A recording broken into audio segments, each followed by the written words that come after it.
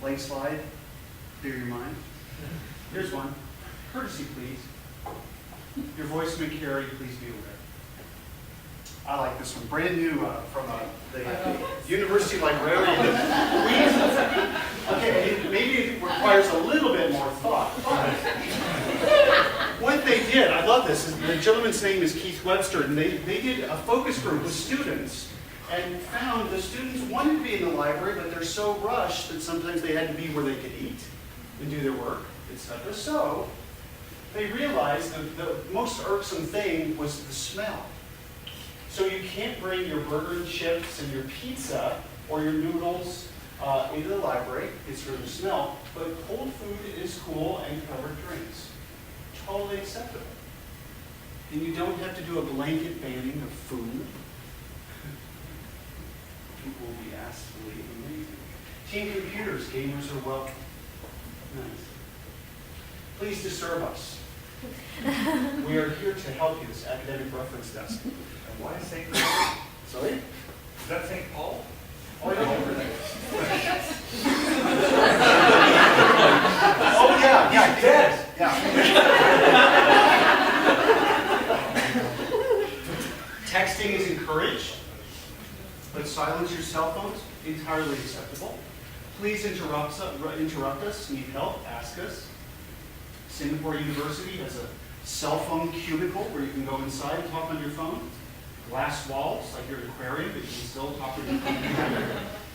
And this is one of my favorites. This is the teen space at Charlotte Mecklenburg Library in Charlotte, North Carolina. I use this in my classroom. Respect yourself, respect others, and respect the space. And really, that's all it takes.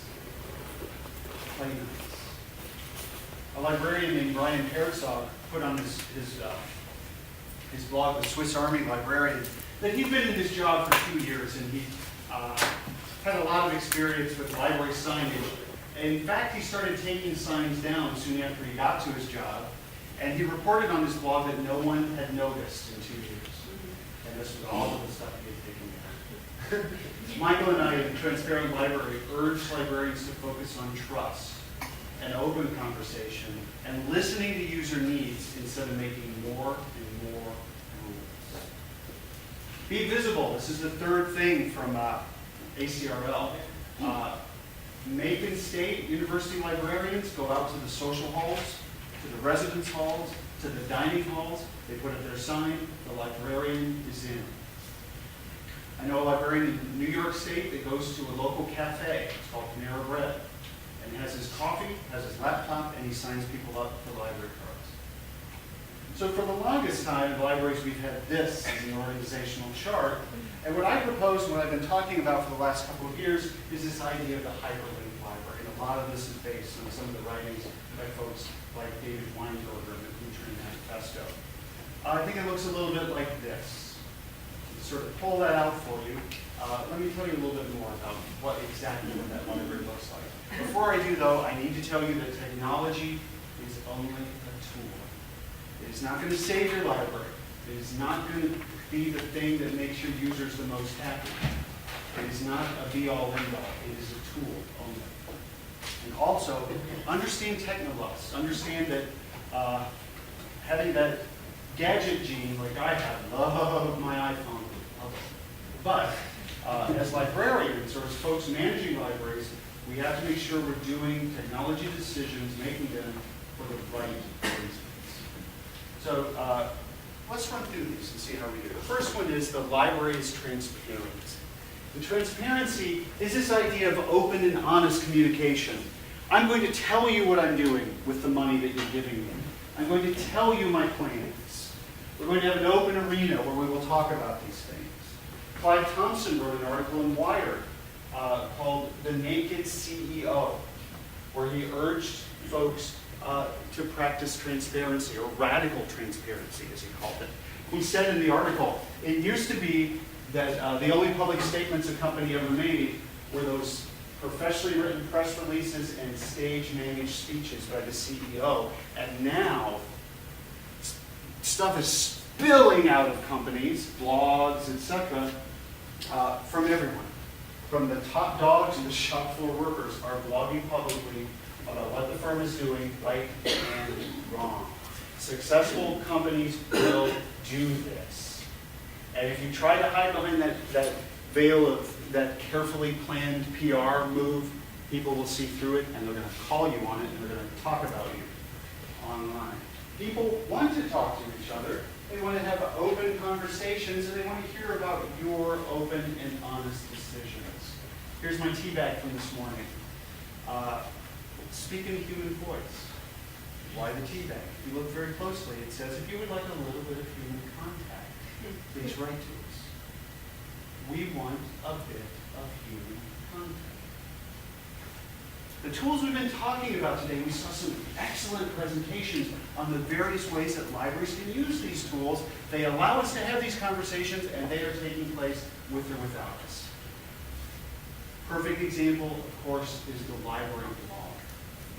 My former employer, here's the No Shush Zone blog at Brooklyn Public, Ann Arbor District Library's blog-based website using Drupal, yay. Waterloo Public Library, nice Ontario example, doing their book club blog. The Director's blog in Plainfield, Illinois. Blogging's been around for a while, and libraries are doing good things with it. Case Western Reserve, reference and instruction blog. This one's interesting. It's out of our field. This is the sheriff in Lincoln, Nebraska. He's blogging. He said he's very transparent. He's saying in December, we investigated 4 suicides. Kind of serious stuff, but he's putting it out there and he's talking about it in his voice. And now we're back to Starbucks. Starbucks has a website called My Starbucks ID, where folks can share ideas, vote on those ideas, talk about them, and see the ideas that have been implemented. Kind of a cool idea, right? As information professionals, what's the next step? Libraries could do that. How could libraries do that? Here's an example. University of Washington in Pullman, Washington, did 14 days to have your say, where they asked students to chime in on suggestions for the library. They were perched on an edge of doing a strategic plan. They were going to change the way the library worked. And for 14 days, they let the students talk about whatever they wanted. And the ideas most commented on, this is beautiful because they had this mechanism to make this happen. The things most commented on, again, the hive mind, came up to the top. Library cafe, be open, the later the better probably. No talking zones, do it. I'm not saying we need to stand in our libraries and scream this on our cell phone. I'm saying we should have spaces for both and not ban technology. So there's a conversation going on, and this is Brian Solis, and you saw this morning, and I'm glad to get to show it to you today because I think it's important. And I actually told Amy, because I put it on Twitter, I said, oh, Stephen used the conversation prism. Yay, I'm using it too. Amy said she would have put it in hers, and I think she should have. Because this is probably one of the most important things you can take away from a day like this, that there are a lot of conversations going on, that the tools of Web 2.0 allow these conversations to happen, and in your library jobs, you may be called upon to monitor one of these channels and respond and participate and represent the library. Columbus Metropolitan Library, nice library in Ohio. I did a little work with them. And if you Google a place, usually you get that little thing that says read reviews. Have you seen that? So I clicked that. This opened up. It's very interesting. Excellent selection, nice review of the library. This is the one I loved. And I was in this room with all these Columbus Library bigwigs, and I said, this is your next marketing campaign. I have it bad for the Columbus Library. That is a user speaking about the library, how they feel about it. I'm part of the library. That's huge. How can we be transparent? Provide multiple avenues for open communication. Michael and I urge administrators to go to the front lines and see what's happening. You can't hide in your office as a library administrator. Cross-training, inclusive learning, open planning. Number one thing, say yes. Say